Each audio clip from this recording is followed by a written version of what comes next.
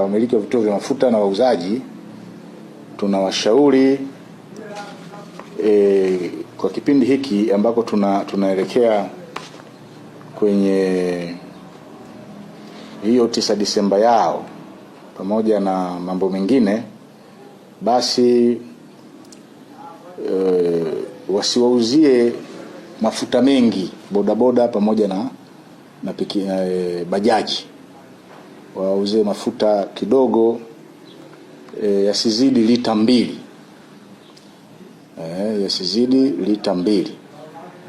Kwa sababu unapowauzia mafuta mengi ni kuwawezesha kufanya movement za kutoka point A kwenda point B na kuendelea kufanya uharibifu.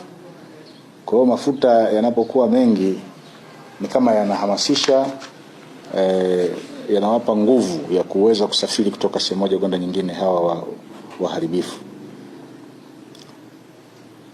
Kwa hiyo upande wa vituo vya mafuta tunajaribu watuelewe, tunajaribu kuwaelimisha watuelewe, kwa sababu wao ni wadau muhimu katika usalama wa wilaya yetu ya Chunya. Lakini pia tunawaambia wasafirishaji wa mafuta wasiuze mafuta kiholela njiani.